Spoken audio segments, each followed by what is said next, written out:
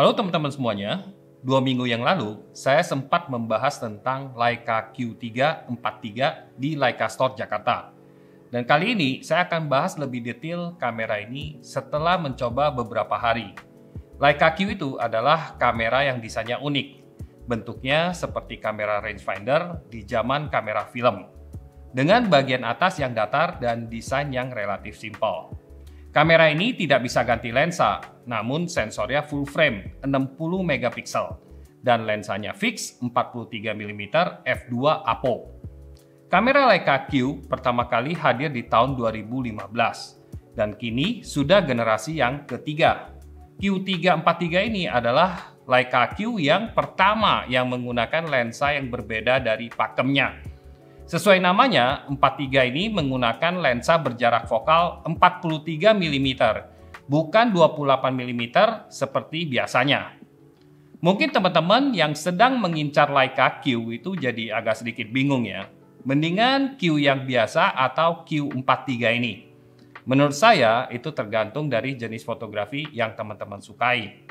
Lensa 28 mm itu lebih lebar. Jadi lebih cocok untuk yang senang foto pemandangan, arsitektur, dan foto dokumentasi yang perlu memasukkan orang-orang dan lingkungan di mana mereka berada. Sedangkan yang 43 mm ini lebih cocok untuk foto-foto 1 atau 2 subjek dengan sedikit konteks lingkungan tempat dia berada.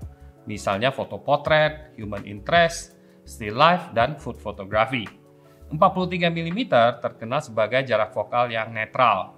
Dia tidak lebar dan juga tidak tele. Boleh juga disebut sebagai lensa normal atau standar yang cukup fleksibel. Karena kalau kita perlu lebih lebar, kita bisa mundur. Kalau kurang dekat, bisa maju mendekati subjeknya.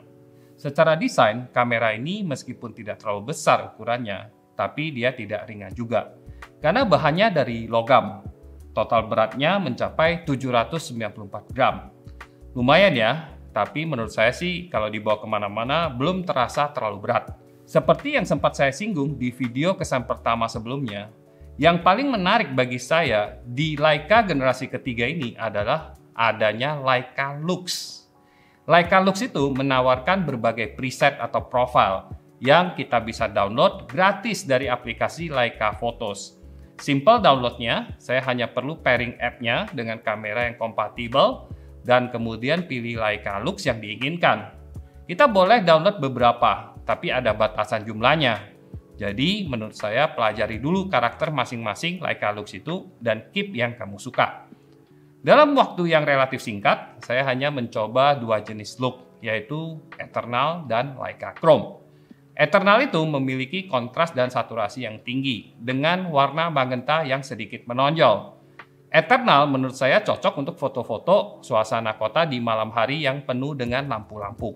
Sedangkan Leica Chrome itu punya karakter warna orange yang lebih pekat dan hijau yang agak cerah dengan warna biru yang lebih kalem. Ini bisa kelihatan saat kita foto potret yang mana warna kulit itu akan terasa lebih orange. Saya merasa Leica Chrome ini cocok kalau kita bawa untuk foto pemandangan di negara-negara Mediterania. Karena warna dari bangunannya akan sangat menonjol dan warna biru langit akan lebih kalem. Dan juga untuk foto potret atau human interest dengan subjek foto yang memiliki warna kulit yang eksotik. Oke, sekarang saya akan share apa saja yang saya suka dan tidak suka dari kamera Leica Q343 ini. Yang saya suka pertama adalah sensor 60 megapiksel full frame dengan lensa apo yang super tajam. Ini adalah salah satu kombinasi yang terbaik. Kualitas gambar dijamin tidak pecah dan tidak mengecewakan. Mau cetak kecil atau sampai 1-2 meter menurut saya tidak masalah. Kedua adalah saya suka desain kameranya yang simple termasuk menunya. Kontrol panel menggunakan ikon-ikon yang mudah dimengerti dan layarnya juga sudah touchscreen. Ini sangat membantu untuk mengubah setting dengan sangat cepat.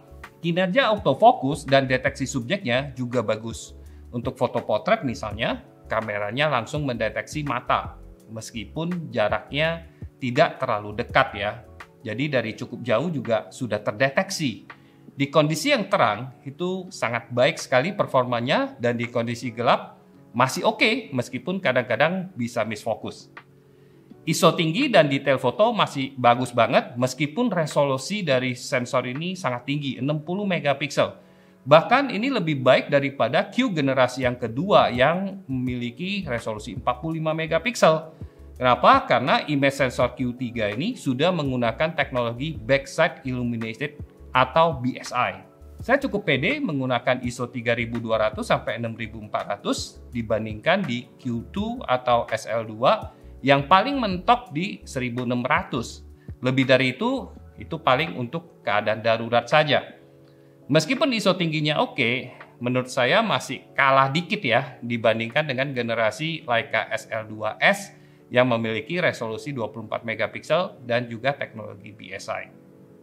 Yang saya kurang suka dari Q343 ini juga ada beberapa. Pertama adalah startup time-nya yang agak lama menurut saya. Saya harus nunggu bentar supaya kameranya siap untuk memotret. Sedangkan kadang-kadang momen tidak bisa menunggu kita. Jadi kalau dipakai untuk ngejar momen di kondisi street fotografi atau dokumentasi, menurut saya mendingan tetap kameranya nyala atau standby. Tapi memang akhirnya kita harus mengorbankan baterainya. Kedua, desain dan layar LCD-nya yang bisa tilt ini membuat kameranya terlihat agak sedikit kurang rapi ya. Dia itu agak sedikit nonjol keluar, sehingga memberikan kesan kameranya itu agak bulky. Dan saya belakangan banyak memotret dengan orientasi vertikal atau potret. Apalagi Q343 ini lensanya kan 43 mm ya, ideal untuk potret. Layar yang seperti ini yang bisa tilt ke atas ke bawah tapi tidak secara vertikal itu tidak banyak membantu saya. Ketiga adalah saat memotret dengan intensif, kamera akan terasa agak panas. Mungkin karena ukurannya yang sangat compact dan data yang perlu diproses itu sangat besar. Kalau teman-teman perhatikan saat saya keluarin baterai yang cukup besar ini, space untuk elektronik dan mekanik di kamera ini pasti sangat padat susunannya. Dan panas tidak bisa dihindari ya, terutama untuk penggunaan intensif seperti foto berturut-turut dan juga saat merekam video. Ada satu catatan lagi yang sempat heboh dibahas di YouTube, yaitu desain dari hood-nya yang menurut banyak pihak itu terlalu kecil. Sehingga kalau teman-teman mau pakai filter UV, lens hood-nya itu tidak dapat terpasang. Kecuali kalau pakai filter UV yang sangat slim atau super tipis. Meskipun demikian, kalau kita mau ubah lensa ke makro, itu juga tidak bisa karena bagian depan lensa itu akan maju sedikit dan jadinya kepentok sama lens hood-nya. Saya cukup mengerti mengapa Leica mendesain lens hood yang kecil seperti ini. Tujuannya supaya panjang keseluruhan lensa dan hood-nya itu sama dengan Leica Q3 yang 28 mm. Jadinya kesannya tidak lebih besar ya. Solusi bagi teman-teman yang suka pakai filter dan hood sekaligus, mungkin perlu mencari lens hood buatan pihak ketiga yang lebih besar dan memuat filter. Kamera Leica Q343 ini memang tidak sempurna dan nggak semua orang suka dengan kamera semacam ini. Tapi ini memang berlaku untuk setiap gear ya.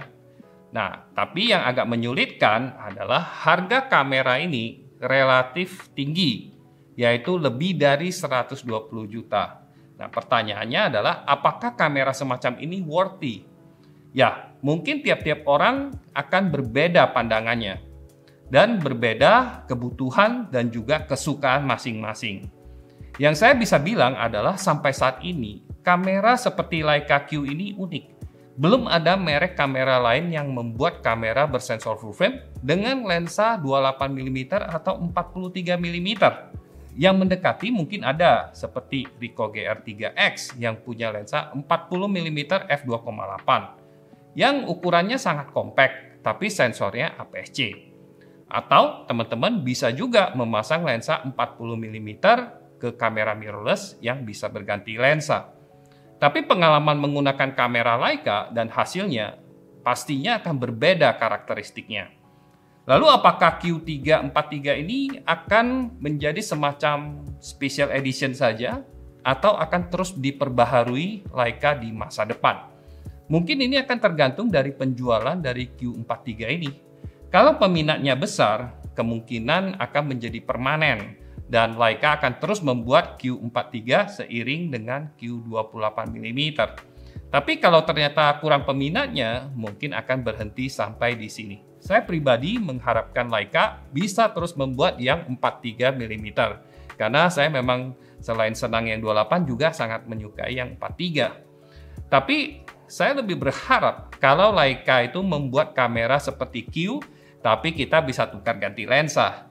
Meskipun hasilnya mungkin tidak seoptimal kalau kamera dan lensanya digabung, dan kombinasi bodi dan lensa yang terpisah pasti akan bikin bobot dan ukuran jadi lebih besar secara keseluruhannya, tapi menurut saya akan jadi lebih praktis, fleksibel, dan akan lebih laris.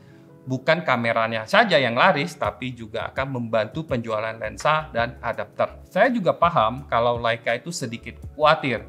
Kalau dia bikin Q yang bisa ganti lensa, itu bisa mengurangi penjualan dari Leica M. Tapi kalau Leica nggak bikin-bikin kamera semacam itu, mungkin saja Lumix atau yang lainnya akan bikinin dengan harga yang lebih terjangkau. Misalnya Panasonic telah membuat Lumix S9 yang meskipun belum sempurna untuk fotografi karena nggak ada mechanical shutter, nggak ada hot shoe, tapi kedepannya jika Lumix menyempurnakan S9 dalam bentuk Lumix S7 yang lebih komplit fiturnya, ini bisa menggerus Leica Q dan Leica M sekaligus. Sementara itu, Sony juga sudah membuat kamera seperti Sony A7CR yang resolusinya sama 61 megapiksel.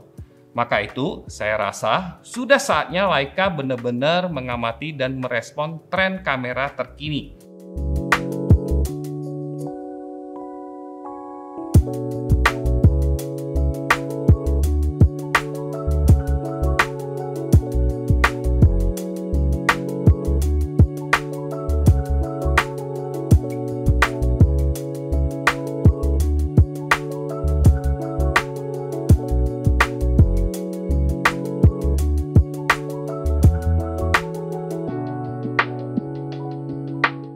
Oke teman-teman, sampai di sini dulu ya pembahasan saya tentang Leica Q3 43. Mudah-mudahan bermanfaat, dan bagi yang telah membeli dan memakai Leica Q3 ini, selamat buat kalian dan selamat berkarya.